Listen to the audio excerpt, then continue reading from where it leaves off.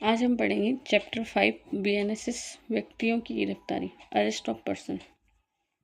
Section 35 police warrant के बिना कब गिरफ्तार कर सकेगी। यही सेक्शन 41 थी CRPC की।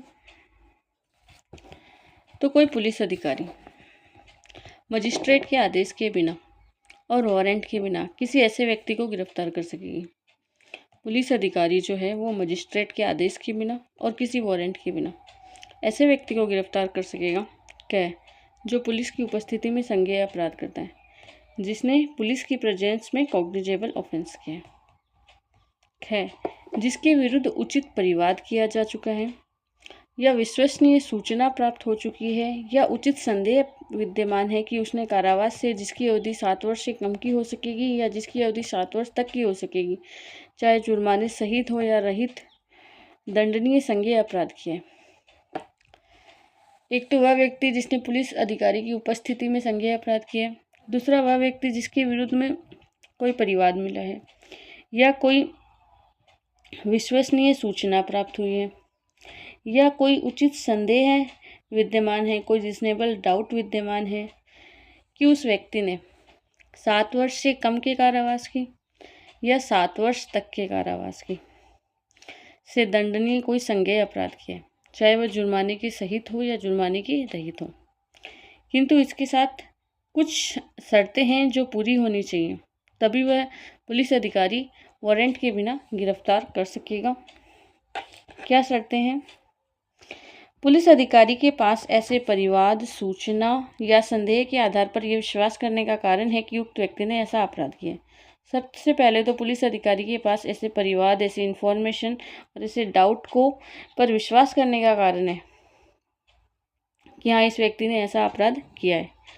दूसरा क्लोज क्या कह रहा है कि पुलिस अधिकारी का यह समाधान हो जाता है कि ऐसी गिरफ्तारी निम्नलिखित के लिए आवश्यक है, और यदि पुलिस अधिकारी का यह समाधान हो जाता है कि ऐसी गिरफ्तारी करनी आवश्यक है, किस चीज़ के लिए ऐसी गिरफ्तारी करनी आवश्यक है, तो वो हम देखते हैं। क्या? ऐसे व्यक्ति को कोई और अपराध करने से रोकने के लिए। उस व्यक्ति को क्यों गिरफ्तार किया जाना चाहिए? अगर गिरफ्तार नहीं किया गया तो वो कोई अन्य अपराध करेगा। दूसरा, अपराध का समुचित अन्वेषण करने के लिए, for proper investigation of the offence. Offence का अन्वेषण करने के लिए, प्रॉपर इन्वेस्टिगेशन करने के लिए। गए है ऐसे व्यक्ति को ऐसे साक्ष्य, ऐसे अपराध के साक्ष्य को गायब करने या साक्ष्य के साथ किसी भी रीति से छेड़छाड़ करने से रोकने के लिए। पुलिस अधिकारी को यह विश्वास है कि यदि ऐसे व्यक्ति को गिरफ्तार नहीं किया गया तो वह साक्ष्य को गायब कर देगा या किसी साक्ष्य के साथ किसी भी रीति से छेड़छाड़ कारित करेगा। गह पॉइंट है कि उस व्यक्ति को, किसी ऐसे व्यक्ति को जो मामले के तथ्य से परिचित है, उत्प्रेरित करने, उसे धमकी देने या उसे वादा करने से जिससे उसे न्यायालय या पुलिस अधिकारी को ऐसे तथ्य को प्रकट न करने के लिए मनाया जा सके, रोकने के लिए। या पुलिस अधिकारी को यह विश्वास है कि अगर ऐसे व्यक्ति को गिरफ्तार नहीं किया गया तो वह किसी अन्य व्यक्ति को जो मामले के तथ्य से परिचित है उसे उत्प्रेरित करेगा, उसे धमकी देगा, उसे प्रलोभन देगा, उसे कोई वचन देगा जिससे कि वह न्यायालय या पुलिस अधिकारी के समक्ष किसी तथ्य को जिसे वह जानता है प्रकट नहीं करे। तो ऐसे करने से रोकने के लिए गिरफ्तार कर सकता है। और इसका आड़ा पॉइंट है, जब तक कि ऐसे व्यक्ति को गिरफ्तार नहीं कर लिया जाता, न्यायालय में उसकी उपस्थिति जब भी अपेक्षित हो सुनिश्चित नहीं की जा सकती। 5th क्लोज में ये चीज़ है कि पुलिस को ऐसा लगता है कि अगर ऐसे व्यक्ति की गिरफ्तारी नहीं की गई तो जब कभी इसे न्यायालय में बुलाया जाएगा या न्यायालय में उपस्थित नहीं होगा तो इसे गिरफ्तार कर लेना चाहिए। और पुलिस अधिकारी ऐसी गिरफ्तारी करते समय अपने कारणों को भी लेखबद्ध करेगा, तब पुलिस अधिकारी गिरफ्तार करेगा और गिरफ्तार करते समय अपने कारणों को भी लेखबद्ध करेगा। परंतु कोई पुलिस अधिकारी ऐसे सभी मामलों में जहां किसी व्यक्ति की गिरफ्तारी इस उपधारा के उपबंधों के अधीन अपेक्षित नहीं है, गिरफ्तारी न करने के कारणों को लेखबद्ध करेगा। लेकिन कोई पुलिस अधिकारी ऐसे मामलों में जहां की इस उपधारा में ये जो क्लोजेस बताए गए इसमें किसी व्यक्ति की गिरफ्तारी अपेक्षित नहीं है, तो अगर किसी व्यक्ति की गिरफ्तारी नहीं कर रहा है तो उसके कारणों को भी अभिलिखित करेगा, लेखबद्ध करेगा। ये इसके कुछ पॉइंट्स हैं। अब हम इसको समझते हैं। तो पुलिस वारंट के बिना कब गिरफ्तार करेगी? तो पुलिस अधिकारी मजिस्ट्रेट के आदेश के बिना और वारंट के बिना किसी भी व्यक्ति को गिरफ्तार कर सकते हैं। हमने अभी क्लोज फर्स्ट पढ़ा है।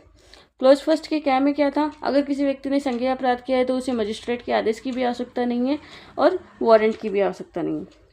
ख क्लोज था कि अगर उसके खिलाफ कोई सूचना प्राप्त हुई है, कोई परिवाद किया गया है या संदेह विद्यमान है कि उसने 7 वर्ष से कम का या 7 वर्ष तक का कोई अपराध किया है जो जुर्माने सहित हो या रहित हो, तब उसमें कुछ शर्तें हैं जो पूरी होने पर उसे गिरफ्तार कर लिया जाएगा। ठीक है, तो ऐसा क्या है, यदि ऐसी सूचना पर उसका विश्वास है कि हाँ ये इस व्यक्ति ने ये पर्टिकुलर ऑफेंस किया है, तब पुलिस अधिकारी उसे गिरफ्तार कर लेगा। क्लोज सेकेंड में है कि पुलिस अधिकारी का यह समाधान हो जाता है कि ऐसी गिरफ्तारी के लिए आवश्यक है, मतलब ऐसे व्यक्ति की गिरफ्तारी क्यों की जानी चाहिए। अगर पुलिस ऑफिसर का इस चीज़ का समाधान हो जाता है तो वो कौन कौन से कारण है, तो वो कारण हमने अभी पढ़े हैं कि या अगर ऐसे व्यक्ति को गिरफ्तार नहीं किया गया तो वो कोई और अपराध करेगा, या किसी और अपराध को करने से रोकने के लिए, अपराध का प्रॉपर इन्वेस्टिगेशन करने के लिए, अपराध के किसी एविडेंस को वो गायब कर देगा या उसके साथ कोई छेड़छाड़ करेगा, उसे चेंज कर देगा, तो इस चीज़ को रोकने के लिए, या वो किसी अपराध के किसी जानकार किसी व्यक्ति का जो कि अपराध के मामलों से अवगत है और पुलिस की सहायता कर सकता है, उसे वह उत्प्रेरित करेगा, बहलाएगा, फुसलाएगा या उसे कोई वचन धमकी उत्प्रेरणा कारित करेगा, तो इस चीज़ से रोकने के लिए। और जहाँ पुलिस को ऐसा लगता है कि ऐसा व्यक्ति अगर आज छोड़ दिया गया, गिरफ्तार न किया गया, तो जब न्यायालय इसे बुलाएगा तो ये वापस हाजिर नहीं होगा न्यायालय में, तो इन सब परिस्थितियों में पुलिस अधिकारी गिरफ्तार कर सकता है। ऐसे करने के अपने कारणों को लेखबद्ध करेगा। लेकिन इसका प्रोवाइजो दे दिया कि अगर किसी मामले में पुलिस अधिकारी ये जो उपधारा है इसके अधीन किसी व्यक्ति को गिरफ्तार नहीं भी कर रहा है तो भी अपने कारणों को लेखबद्ध करेगा। तो ये क और ख पॉइंट थे। अब हम ग पढ़ते हैं। ये धारा काफ़ी बड़ी है। जिसके विरुद्ध विश्वसनीय सूचना प्राप्त हो चुकी है कि उसने ऐसे कारावास से जिसकी अवधि 7 वर्ष से अधिक की हो सकेगी, चाहे वह जुर्माने सहित हो या रहित, या मृत्युदंड से दंडनीय संज्ञेय अपराध किया है और पुलिस अधिकारी के पास सूचना के आधार पर विश्वास करने का कारण है कि उक्त व्यक्ति ने अपराध किया है। हमने खंड ख जो पढ़ा था उसमें 7 वर्ष से कम का और 7 वर्ष तक का कारावास था। खंड ग में है कि पुलिस अधिकारी को कोई सूचना प्राप्त हुई कि किसी व्यक्ति ने 7 वर्ष से अधिक अवधि के कारावास से दंडनीय कोई अपराध कारित किया है, चाहे वह जुर्माने सहित हो या रहित, या मृत्युदंड से दंडनीय कोई संज्ञेय अपराध कारित किया है। तो पुलिस अधिकारी के पास किसी प्राप्त सूचना के आधार पर यह विश्वास करने का कारण है कि इस व्यक्ति ने यह अपराध किया है, तो वह उस व्यक्ति को गिरफ्तार करेगी। ठीक है, आगे हम इसमें देखते हैं यह पॉइंट कि जो या तो इस संहिता के अधीन या राज्य सरकार के आदेश के द्वारा अपराधी उद्घोषित किया चुका है। कोई ऐसा व्यक्ति है जो प्रोक्लेम्ड ऑफेंडर घोषित हो चुका है, या तो इस संहिता के अधीन घोषित हो चुका है या राज्य सरकार ने उसे प्रोक्लेम्ड ऑफेंडर घोषित किया है। ठीक है, अगला पॉइंट, इसका ई पॉइंट जो है वो है जिसके कब्जे में ऐसी चीज पाई जाती है जिसकी चुराई हुई संपत्ति होने का उचित रूप से संदेह किया जा सकता है और जिस पर ऐसी चीज के बारे में अपराध का उचित रूप से संदेह किया जा सकता है। कोई व्यक्ति जिसके संबंध में जिसके पास ऐसी कोई चीज है जो कि जिसका चुराई हुई संपत्ति होने का संदेह है, तो पुलिस अधिकारी ऐसे व्यक्ति को गिरफ्तार कर सकती है। ऐसी संपत्ति चोरी के थ्रू आ सकती है, उद्यापन, लूट, डकैती, इन सब के थ्रू ऐसी चीजें आ सकती हैं। 6 पॉइंट है कि जो कोई पुलिस अधिकारी को उस समय बाधा पहुंचाता है जब वह अपना कर्तव्य कर रहे हैं या विधिपूर्ण अभिरक्षा से भाग निकला है या निकल भागने का प्रयत्न करता है, या तो कोई ऐसा व्यक्ति है जो पुलिस अधिकारी को उसके कर्तव्य के निर्वहन में बाधा पहुंचा रहा है, या कोई लॉफुल कस्टडी से भाग निकला है या निकलने का प्रयत्न कर रहा है, तो ऐसे व्यक्ति को भी पुलिस अधिकारी बिना वारंट के, मजिस्ट्रेट के आदेश के बिना गिरफ्तार कर सकती है। आगे हम देखते हैं इसका जी पॉइंट 6, जिस पर संघ के सशस्त्र बल में से किसी के अभित्याजक होने का संदेह है। संघ के सशस्त्र बल में से अभित्याजक होने का मतलब आर्मी का कोई ऑफिसर्स है, आर्मी का कोई सैनिक है और वो कि नहीं मुझे तो अब सेना में नहीं जाना, वो भाग रहा है, तो इसके लिए भी पुलिस इसे बिना वारंट के गिरफ्तार कर सकती है कि फिर आर्मी में शामिल ही क्यों हुआ? तो संघ के सशस्त्र बल में से किसी का अभित्याजक होने का संदेह है कि वो, इसको बोलते हैं डेजर्टर ऑफ आर्म फोर्स से अगर वो भागने की कोशिश कर रहा है। ठीक है, ज पॉइंट है, जो भारत के किसी स्थान में किसी ऐसे कार्य के किए जाने से जो यदि भारत में किया गया होता तो अपराध के रूप में दंडनीय होता, और जिसके लिए वो प्रत्यर्पण संबंधी किसी विधि के अधीन या अन्यथा भारत में पकड़े जाने या अभिरक्षा में निरुद्ध किए जाने का भागी है, संबंध रह चुका है, या जिसके विरुद्ध उचित परिवाद किया जा चुका है, विश्वसनीय सूचना प्राप्त हुई है, या उचित संदेह विद्यमान है या ऐसे संबंध रह चुके हैं। कोई ऐसा व्यक्ति है जो कोई ऐसा अपराध करता है जो यदि भारत के बाहर, जिसने किसी ऐसा अपराध किया है जो यदि भारत में किया जाता तो दंडनीय होता, और वो भारत सरकार के अधीन किसी प्रत्यर्पण संबंधी विधि के अधीन या विधि के अधीन पकड़ कर लाया जाता है, या फिर वो भारत में ही पकड़ा जाता है और उसके विरुद्ध विश्वसनीय जानकारी प्राप्त हुई है, उचित संदेह विद्यमान है और यह परिवाद किया गया है कि ऐसा व्यक्ति ने उक्त अपराध किया है, तो उसे पुलिस अधिकारी वारंट के बिना गिरफ्तार कर सकता है। अब इसका 6 पॉइंट है, जो छोड़ा गया सिद्ध दोष होते हुए 394 की उपधारा 5 के अधीन बनाए गए किसी नियम को भंग करता है। छोड़ा गया सिद्ध दोष, कोई सिद्ध दोष व्यक्ति जिसने अपनी सजा भुगत ली है, वो छोड़ दिया गया है, उसके पश्चात भी वह कोई अपराध कारित कर रहा है, तो पुलिस अधिकारी उसे बिना वारंट के गिरफ्तार कर सकती है। ये पहले सीआरपीसी की 356(3) थी, और अब यहाँ पर 394 की, बीएनएसएस की 394 की उपधारा 5 है कि छोड़ा गया सिद्ध दोष होते हुए भी किसी नियम को भंग कर रहा है। इसका यह पॉइंट है, जिसकी गिरफ्तारी के लिए किसी अन्य पुलिस अधिकारी से लिखित या मौखिक अध्यपेक्षा प्राप्त हो चुकी है, परंतु यह तब जब अध्यपेक्षा में उस व्यक्ति का जिसे गिरफ्तार किया जाना है और उस अपराध का या अन्य कारण का जिसके लिए गिरफ्तारी की जानी है विनिर्देश की उससे यह दर्शित होता है कि अध्यपेक्षा जारी करने वाले अधिकारी द्वारा वारंट के बिना वह व्यक्ति विधिपूर्वक गिरफ्तार किया जा सकता था। अब ये क्या कह रहे हैं? ये कह रहा है कि कोई पुलिस अधिकारी किसी व्यक्ति को गिरफ्तार करने के लिए प्राधिकृत है। वो जो व्यक्ति है वो पुलिस अधिकारी की स्थानीय अधिकारिता से बाहर किसी अन्य राज्य क्षेत्र की सीमाओं में है।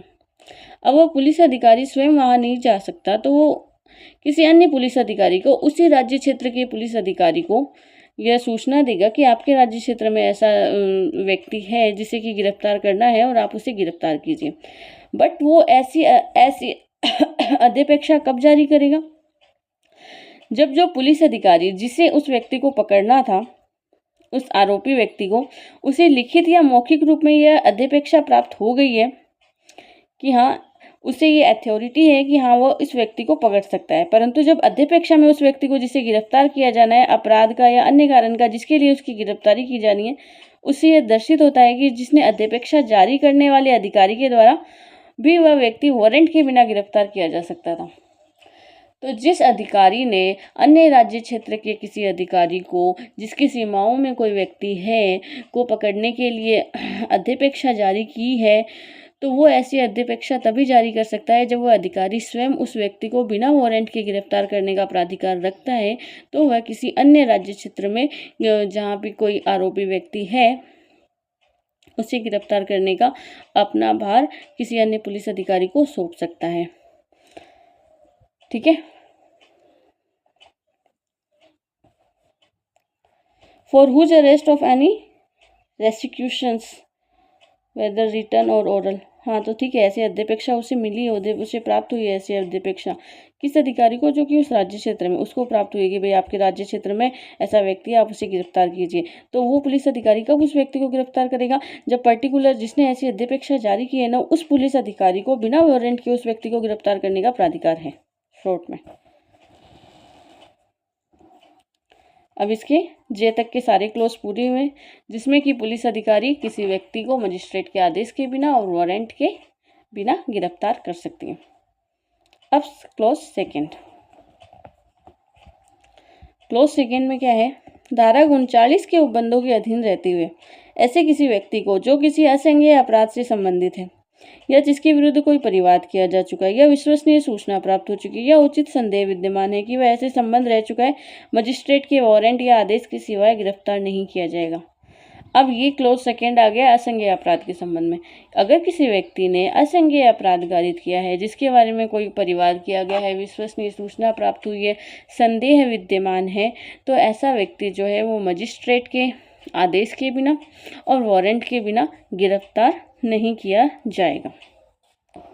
क्लोज 3 है इसका, पुलिस अधिकारी ऐसे सभी मामले में जिसमें उपधारा 1 के अधीन किसी व्यक्ति की गिरफ्तारी अपेक्षित नहीं है, उस व्यक्ति को जिसके विरुद्ध इस बारे में उचित परिवाद किया जा चुका है या विश्वसनीय सूचना प्राप्त हुई है या उचित संदेह विद्यमान है कि उसने संज्ञेय अपराध कारित किया है, उसके समक्ष या और अन्य ऐसे स्थान पर जो सूचना में निर्दिष्ट किए जाए उपसंजात होने के लिए निर्देश देते हुए सूचना जारी करेगा। क्या कहना चाह रहे हैं कि पुलिस अधिकारी ऐसे सभी मामलों में जिसमें उपधारा 1 के अधीन किसी व्यक्ति की गिरफ्तारी अपेक्षित नहीं है, उपधारा 1 में किसी व्यक्ति की गिरफ्तारी अपेक्षित नहीं है, 7 वर्ष से कम के कारावास की बात कर रहा है ये, उस व्यक्ति को जिसके विरुद्ध परिवाद किया गया है, विश्वसनीय इत्तिला प्राप्त हुई है, उचित संदेह विद्यमान है कि उसने कोई संज्ञेय अपराध किया है, उसके समक्ष या ऐसे स्थान पर जो सूचना में निर्दिष्ट किए जाए। कोई व्यक्ति जिसने कोई संज्ञेय अपराध किया है, 7 वर्ष से कम का है, उसकी गिरफ्तारी अपेक्षित नहीं है उपधारा 1 के अधीन, तो वो उस व्यक्ति को पुलिस अधिकारी ऐसे स्थान पर या स्वयं के समक्ष हाजिर होने की सूचना देगा कि सूचना में जो समय बताया गया है उस समय पर वो उसके समक्ष उपसंजात हो। ठीक है।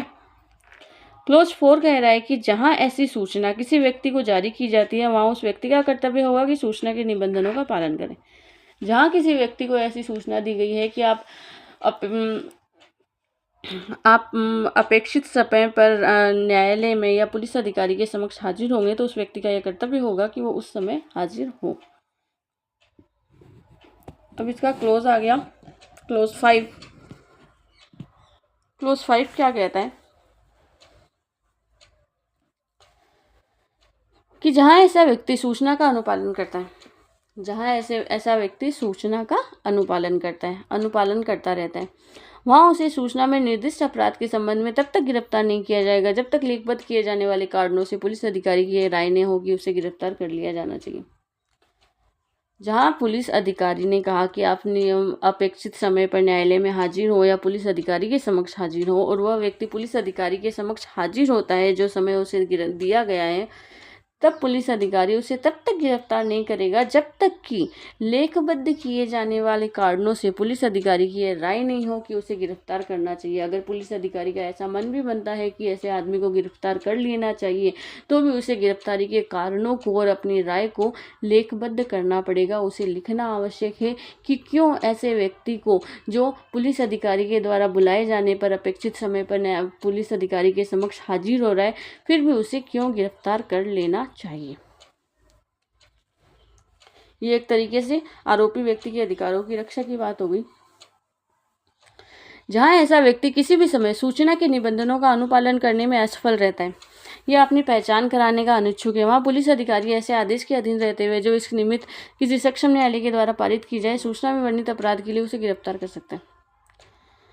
जहां कि ऐसा व्यक्ति जो उसे सूचना दी गई है, उस सूचना में जो निबंधन दिए गए हैं कि आपको इस समय पर आना है, हम जब बुलाएंगे तब आपको आना है, ऐसी चीज़ों का अनुपालन करने में असफल रहता है, या फिर वो स्वयं की पहचान नहीं बता रहा, वहाँ पुलिस अधिकारी जो है न्यायालय के द्वारा पारित किए गए इस संबंध में जो आदेश है उसके अधीन रहते हुए उस सूचना में जो जिस अपराध के लिए उसे आरोपित करके बुलाया जा रहा था उस अपराध के अंदर उसे गिरफ्तार कर सकता है कि वर्णित सूचना में वर्णित ये अपराध था, इस अपराध के निबंधनों का, इस अपराध की सूचना के लिए हमने आपको पुलिस स्टेशन में बुलाया, आप वहां पर आकर के और उस हमने जो जो आप पे रेस्ट्रिक्शन लगाए आप उन सब का पालन करने में असफल रहे हो, आप स्वयं की पहचान नहीं बता रहे हो, इसलिए माननीय कोर्ट ने जो आदेश दिए हैं कि अगर ऐसा व्यक्ति ऐसा कुछ करता है तो फिर सूचना में वर्णित जो अपराध है उसके लिए हम आपको गिरफ्तार करते हैं। अब आया इसका क्लोज 7। क्लोज 7 क्या है? कोई भी गिरफ्तारी ऐसे अपराध के मामले में जो 3 वर्ष से कम के कारावास से दंडनीय है, और ऐसा व्यक्ति जो गंभीर बीमारी से पीड़ित है या 60 वर्ष से अधिक उम्र का है, ऐसे व्यक्ति को जो पुलिस उप निरीक्षक के नीचे की पंक्ति का न हो कि पूर्व अनुमति के बिना नहीं की जाएगी। ये क्लोज बीएनएसएस में नया जुड़ा है कि किसी भी व्यक्ति की गिरफ्तारी पुलिस उप निरीक्षक की पंक्ति से नीचे की किसी पुलिस अधिकारी की अनुमति के बिना नहीं की जाएगी। मतलब किसी भी व्यक्ति की गिरफ्तारी की अनुमति कौन देगा? पुलिस उप निरीक्षक की पंक्ति तक का पुलिस अधिकारी, डिप्यूटी सुप्रिटेंडेंट ऑफ पुलिस। मामले कौन से होंगे? तो मामले होंगे इसमें कि ऐसा अपराध जिसमें 3 वर्ष से कम का कारावास है और कारावास में जो आरोपी व्यक्ति है वह या तो गंभीर बीमारी से पीड़ित है या उसकी उम्र 60 साल से अधिक है। ठीक है, तो ऐसे व्यक्ति की जो गिरफ्तारी है पुलिस उप निरीक्षक की पंक्ति के police deputy superintendent of police के द्वारा ही की जा सकेगी। अगर कोई अन्य पुलिस अधिकारी कर रहा है तो उसे पुलिस उप निरीक्षक की अनुमति लेनी आवश्यक है। उसकी अनुमति के बिना वह गिरफ्तारी नहीं कर सकता। ये था इसका क्लोज 7। अब इसको अगर हम समराइज करें फटाफट, तो फर्स्ट क्लोज में कॉग्निजेबल ऑफेंस किया है, सेकंड में 7 वर्ष से कम और 7 वर्ष तक का कोई अपराध किया है तब उसे गिरफ्तार कर सकता है। लेकिन इसमें भी वो डाउट्स बता दिए कि कौन कौन से होने चाहिए किसी अपराध को रोकने के लिए, अपराध का समुचित अन्वेषण करने के लिए। वह साक्ष्य से छेड़छाड़ तो नहीं कर रहा है, वह किसी साक्ष्य से परिचित किसी व्यक्ति को बहला फुसला तो नहीं लेगा, या फिर जब कभी न्यायालय में बुलाया जाएगा तब हाजिरी नहीं होगा। इन सब कारणों पर उसे गिरफ्तार कर सकता है। और जहाँ 7 वर्ष से अधिक का कारावास है और या फिर मृत्युदंड है तो उसके मामले में अगर पुलिस अधिकारी को रखता है, विश्वसनीय जानकारी है, तो उस व्यक्ति को गिरफ्तार कर सकता है। इसके घ पॉइंट में कहा गया है कि इस संहिता के अधीन राज्य सरकार के अधीन उद्घोषित कोई अपराधी है। 5वें पॉइंट में कहा गया है कि किसी चुराई गई संपत्ति को प्राप्त करने का प्रापक है। ठीक है, और इसके 6 पॉइंट में मतलब F में कहा गया है कि जो पुलिस अधिकारी के कर्तव्य के निर्वहन में बाधा पहुंचाता है या विधिपूर्ण अभिरक्षा से निकल भागा है। इसके जी में लिखा है कि जो कि संघ के सशस्त्र बल का अभित्याजक है। H में है कि जो भारत ऐसा कि कोई अपराध किया है जो यदि भारत में किया जाता तो दंडनीय होता, तो प्रत्यर्पण संबंधी किसी विधि के अधीन भारत में ले आया गया है या फिर बाद में भारत में पकड़ा गया है, तो ऐसे व्यक्ति को और उसके बारे में युक्त संदेह विद्यमान है, विश्वसनीय जानकारी है, तो उस व्यक्ति को गिरफ्तार किया जा सकता है। J पॉइंट इसका कहा गया है कि जो सिद्ध दोष होते हुए 394 की सब क्लोज 5 के अधीन किसी नियम को भंग करता है। तो उसके बाद में इसका क्लोज 2 जो आ रहा है, ये फर्स्ट क्लोज के सारे पेरा थे जो संज्ञेय अपराध से संबंधित है। इसका क्लोज 2 जो आ रहा है वो कह रहा है कि असंज्ञेय कोई अपराध किया है तो मजिस्ट्रेट के आदेश के सिवाय गिरफ्तार नहीं किया जा सकेगा। थर्ड क्लोज में कह रहा है कि जहाँ किसी व्यक्ति की गिरफ्तारी अपेक्षित नहीं है कि नहीं उसे गिरफ्तार नहीं किया जा रहा है, तो उसी भी पर्टिकुलर समय पर जहाँ पुलिस अधिकारी कहे वहाँ उस स्थान पर या पुलिस अधिकारी के समक्ष उपसंजात होने का निर्देश देता है। अगर वो ऐसा नहीं करता तो उसकी गिरफ्तारी की जा सकती है। ठीक है, और इसमें 4th क्लोज में कह रहा है कि उस व्यक्ति का ऐसा कर्तव्य होगा कि जहाँ उसे पुलिस अधिकारी बुलाए जिस स्थान पर या अपने समक्ष, तो वो कर्तव्यों का निर्वहन करे और वहाँ जाए। इसका 5th क्लोज कह रहा है कि जहाँ की ऐसा व्यक्ति है वो अनुपालन नहीं करता है तो वह गिरफ्तार कर लिया जाएगा और पुलिस अधिकारी ऐसे गिरफ्तार करने के कारणों को लेखबद्ध करेगा। अगर 5th क्लोज ये कह रहा है कि अगर वो अनुपालन करता है तो फिर उसे गिरफ्तार नहीं किया जाएगा, और अगर पुलिस अधिकारी ऐसे सोचता है कि नहीं इसे गिरफ्तार कर लेना चाहिए तो अपने कारणों को लेखबद्ध करेगा। 6 पॉइंट में कह रहा है कि जहाँ वह पुलिस अधिकारी के दिए गए निबंधनों का पालन करने में असफल रहा है या फिर अपनी पहचान प्रकट नहीं कर रहा है तो न्यायालय के आदेशों को अधीन रहते हुए पुलिस अधिकारी उसे गिरफ्तार कर सकता है। 7th क्लोज एकदम ही डिफरेंट है। ये क्लोज कह रहा है कि किसी भी व्यक्ति की गिरफ्तारी जिसने 7 वर्ष से कम का दंडनीय अपराध किया है, जो अत्यंत गंभीर बीमारी से पीड़ित है या जो 60 वर्ष से अधिक जिसकी आयु है, तो उसकी यदि गिरफ्तारी करनी है तो पुलिस उप निरीक्षक के आदेश से की पूर्व अनुमति से ही की जाएगी, अन्यथा नहीं की जाएगी। पुलिस उप निरीक्षक स्वयं कर सकता है। अन्य कोई पुलिस अधिकारी जो उससे निम्न पंक्ति का है तो उसे पुलिस उप निरीक्षक की अनुमति की आवश्यकता होगी। इस तरीके से सेक्शन 35 कंप्लीट होती है।